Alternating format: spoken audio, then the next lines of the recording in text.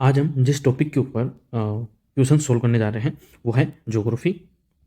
Geography और वो भी कौन सी, इंडियन ज्योग्राफी, जो कि आरएस के सिलेबस के अंदर most important part role most important part है। ठीक है, तो ये हमारा सेकंड पार्ट होने वाला है इस सीरीज का। तो चलिए शुरू करते हैं सबसे पहले क्वेश्चन के साथ। तो सबसे पहले क्वेश्चन क्या है हमारा कि दिहांग कंठ से, तो दिहांग कहाँ पर है, दिहांग और दिबांग कहाँ पर है, अरुणाचल में, जो कि भारत के पूर्वी क्षेत्र के अंदर है। हिमालय दक्षिण की ओर झुकता है और भारत की पूर्वी सीमा बनाता है, जिसे किस रूप में जाना जाता है। तो शिवालिक गलत, क्योंकि लद्दाख में है। पीर पंजाल भी लद्दाख के अंदर है। हिमाचल नहीं हो सकता, तो ये है पूर्वांचल। तो यही हमारा आंसर हो जाएगा, पूर्वांचल।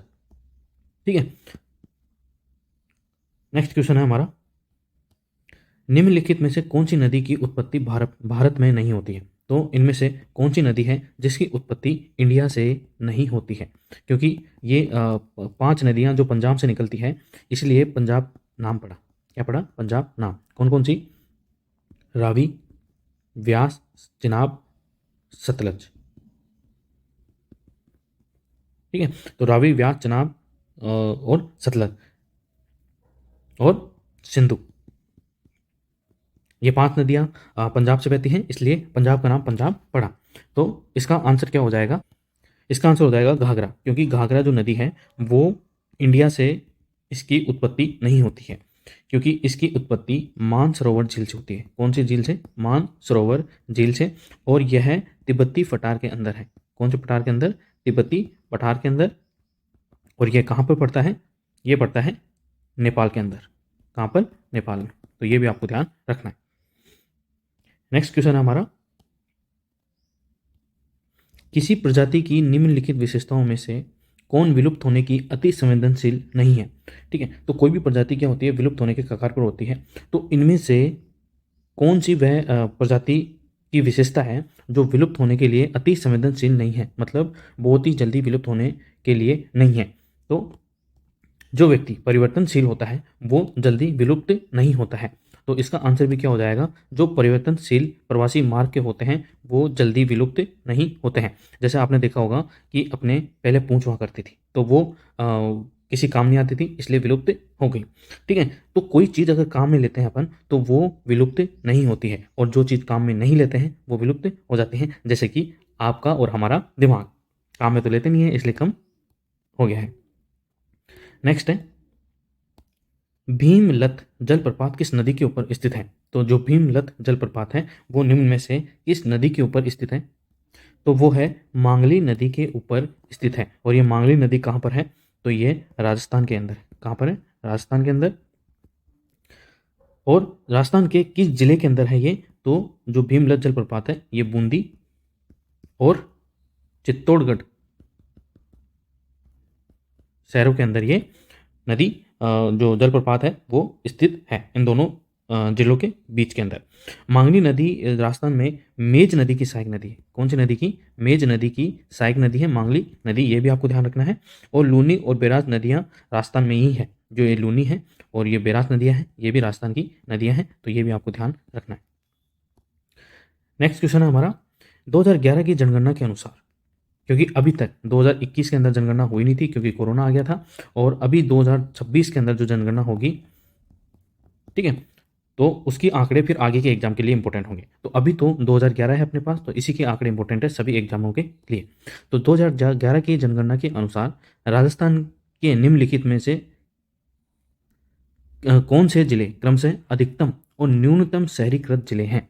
तो शहरीकृत मतलब जहां पर सब सुविधाएं मौजूद होती है, उसी को शहरीकृत कहा जाता है, और कंजेस्टेड एरिया होता है। तो वो है, तो सबसे अधिकतम तो है कोटा और सबसे कम है डूंगरपुर। ठीक है, तो सबसे अधिकतम अगर शहरीकृत माना जाए तो वो है कोटा और सबसे कम है डूंगरपुर। 2011 की जनगणना के आधार के ऊपर है ये, क्योंकि कोटा का जो प्रतिशत है वो 60.31% है, जबकि जो डूंगरपुर का है वो है 6.39%। तो ये भी आपको ध्यान रखना है। नेक्स्ट क्वेश्चन हमारा, विश्व का नवीनतम वलित पर्वत कौन सा है। तो विश्व का नवीनतम, क्योंकि अरावली तो विश्व का सबसे प्राचीनतम पर्वतों में से माना जाता है, ठीक है, इसलिए तो विश्व का सबसे नवीनतम जो वलित पर्वत है वो क्या है, वो है हमारा हिमालय। क्योंकि ये अभी भी इसकी जो ऊंचाई है वो अभी भी इसकी ऊंचाई क्या हो रही है, बढ़ रही है, इसकी ऊंचाई में वृद्धि हो रही है। तो यही हमारा आंसर हो जाएगा। हिमालय शब्द का अगर शाब्दिक अर्थ भी देखें हम तो इसका मतलब होता है बर्फ का वास, और हिमालय पर्वत श्रेणी को एशिया के जल मीनार के रूप में भी जाना जाता है। ठीक है, अगर आपसे पूछा जाए कि एशिया के जल मीनार के रूप में किस पर्वत को जाना जाता है तो हिमालय को जाना जाता है, एशिया का जल मीनार। ठीक है, नेक्स्ट क्वेश्चन हमारा, भूतापीय ऊर्जा से संबंधित परियोजनाएं कहाँ स्थापित की गई है। जो भूतापीय ऊर्जा से संबंधित परियोजना कहाँ पर निम्न में से ये राज्य दे रखे हैं, तो किन राज्यों में स्थापित की गई है, तो वो की गई है हिमाचल प्रदेश और लद्दाख के अंदर। कहाँ पर, हिमाचल प्रदेश और लद्दाख के अंदर। लद्दाख तो हाल ही के अंदर यूटी बना है, यूनियन टेरिटरी बना है 2019 के अंदर, और अगर सही तारीख अपन देखें तो 31 अक्टूबर 2019 के दिन ये यूनियन टेरिटरी बना है, और इसी के साथ जम्मू कश्मीर भी यूनियन टेरिटरी बन चुका है। ठीक है, तो भूतापीय ऊर्जा से संबंधित जो परियोजनाएं हैं वो हिमाचल प्रदेश और लद्दाख के अंदर स्थापित की गई है, ये भी आपको ध्यान रखना है। नेक्स्ट क्वेश्चन है हमारा कि चंबल परियोजना के बारे में निम्नलिखित में कौन सा कथन सही है। तो ये राजस्थान और गुजरात राज्यों सरकारों का संयुक्त उपक्रम में गलत है, क्योंकि ये राजस्थान और गुजरात का नहीं है बल्कि राजस्थान और मध्य प्रदेश का है। चंबल नदी के पार एक गुरुत्व बांध भी बनाया जा रहा है, तो ये बिल्कुल सही है, तो ऑप्शन नंबर सेकंड हमारा आंसर हो जाएगा, क्योंकि ये गुजरात के साथ नहीं बल्कि मध्य प्रदेश के साथ संयुक्त उपक्रम रखती है। और जो चंबल प्रोजेक्ट है, ये चंबल नदी यमुना नदी की एक सहायक नदी है। ये भी देख लेते हैं कि जो ये चंबल नदी है ये यमुना की सहायक है। किसकी सहायक है, यमुना की, और इसकी जो लंबाई है वो 1024 किलोमीटर है। कितनी है, 1024 किलोमीटर है, और यह एक मौसमी नदी है। कौन सी नदी है, मौसमी नदी है। ठीक है, और मिट्टी के कटाव और बीहड़ों के लिए ये फेमस है। चंबल के डाकू के नाम सुना ही होगा आपने, चंबल के डाकू। और इस परियोजना का जो उद्देश्य है वो है जैसे कि सिंचाई हो गया, बिजली उत्पादन हो गया, मिट्टी का संरक्षण हो गया, और आर्थिक विकास के लिए जो संसाधन यहाँ से प्राप्त किए जाते हैं उसके लिए हो गया। और ये इस परियोजना के 3 चरण हैं, ये भी आपको ध्यान रखना है। नेक्स्ट क्वेश्चन है हमारा कि थार क्षेत्र में, और थार है कहाँ पर, वो है राजस्थान में, क्योंकि राजस्थान के अंदर ही थार का मरुस्थल है। गतिशील रेत के टीले, तो थार के मरुस्थल में जो गतिशील रेत के टीले होते हैं जो हवा के साथ पहले यहाँ हो गए, फिर हवा के साथ उड़कर यहाँ आ गए, फिर यहाँ आ गए, जो गतिशील रेत के टीले होते हैं उनका स्थानीय नाम, स्थानीय भाषा में किस नाम से जाना जाता है, तो उनको स्थानीय भाषा में धरियन के नाम से जाना जाता है। ये मोस्ट इंपॉर्टेंट क्वेश्चन हो सकता है आरएस के एग्जाम के लिए कि, और काफ़ी बार पूछा गया है, तो उनको धरियन के नाम से जाना जाता है। तो हमारा आंसर क्या हो जाएगा, धरियन।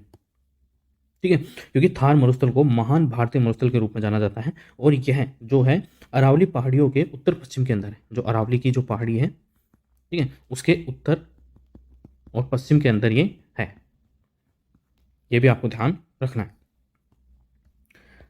नेक्स्ट क्वेश्चन है हमारा, राजस्थान राज्य का अक्षांशीय विस्तार, तो अक्षांशीय ये होता है और देशांतरीय ये होता है, तो ये भी आपको ध्यान रखना है। तो राजस्थान का जो अक्षांशीय विस्तार है वो 23 डिग्री 3 मिनट से 30 डिग्री 12 मिनट उत्तर है। कितना है, उत्तर, तो यही हमारा आंसर हो जाएगा। तो ये भी आपको ध्यान रखना है। अगर हम देशांतर के बारे में पूछें कि देशांतरीय विस्तार क्या है, तो देशांतरीय विस्तार है 69 डिग्री 30 मिनट पूर्वी देशांतर से 78 डिग्री 17 मिनट पूर्वी देशांतर। कई बार आपको इनमें कन्फ्यूजन कर देता है, पूर्वी देशांतर की जगह उत्तरी देशांतर दे देगा। ठीक है, तो इनको भी आपको ध्यान में रखना है। आंकड़े तो आपको ध्यान रखने ही है, साथ में उन आंकड़ों के आके पूर्वी देशांतर है कि उत्तरी देशांतर है कि दक्षिणी देशांतर है, वो उनके बारे में भी आपको ध्यान रखना है, नहीं तो आपका आंसर गलत होने का पूरा पूरा चांस रहता है। और भी देख लेते हैं हम राजस्थान के बारे में। जब राजस्थान के बारे में आरएस के लिए पढ़ ही रहे हैं तो वर्तमान में मुख्यमंत्री कौन है, तो अशोक गहलोत है, सभी जानते हैं। राज्यपाल कलराज मिश्र है। राजकीय पुष्प रोहिड़ा है। ठीक है, राज्य पशु चिंकारा है। राष्ट्रीय उद्यान अगर हम देखें और वन्य जीव अभ्यारण्य हम देखें तो कितने हैं, रणथंभौर है, सरिस्का है, ठीक है। तो ये राष्ट्रीय उद्यान और वन्यजीव अभ्यारण्य रणथंभौर हो गया, सरिस्का टाइगर रिजर्व हो गया, डेजर्ट नेशनल पार्क हो गया और माउंट आबू WS हो गया। सबसे ऊंची चोटी है वो है गुरु शिखर। इसकी ऊंचाई कितनी है? 1722 मीटर। महत्वपूर्ण नदी जो अंतर्देशीय है वो कौन सी है? एक तो चंबल है, साथ में लूनी भी है, अंतर्देशीय ही। और यूनेस्को की साइट में कौन कौन सी है? तो चित्तौड़गढ़ का किला है और कुंभलगढ़ का किला है, रणथंभौर का और आमेर का। ये 4 किले यूनेस्को की साइट के ऊपर यूनेस्को के अंदर शामिल है, तो ये भी आपको ध्यान रखना है। नेक्स्ट क्वेश्चन है हमारा, निम्नलिखित में से किस राजा ने सिलीसेट झील का निर्माण किया था? तो निम्न में से किस राजा ने सिलीसेट झील का निर्माण किया था? तो वो राजा है हमारा महाराजा विनय सिंह ने सिलीसेट झील का निर्माण किया था, जो अलवर, कहाँ पर है? अलवर के अंदर है। और ये अलवर जिले से कितने किलोमीटर है? 13 किलोमीटर दूर है। एक मानव निर्मित झील है। कौन सी निर्मित है? मानव निर्मित झील है। तो ये भी आपको ध्यान रखना है। नेक्स्ट क्वेश्चन है, 2011 की जनगणना के अनुसार जनसंख्या के बढ़ते घनत्व के लिए निम्नलिखित में से कौन सा क्रम सही है? तो जनसंख्या के बढ़ते घनत्व, घनत्व क्या होता है कि एक वर्ग किलोमीटर के अंदर कितने लोग निवास करते हैं, उसी को जनसंख्या घनत्व कहते हैं। तो इसका आंसर क्या हो जाएगा? तो इसका आंसर हो जाएगा उत्तर प्रदेश, केरल, चंडीगढ़ और दिल्ली।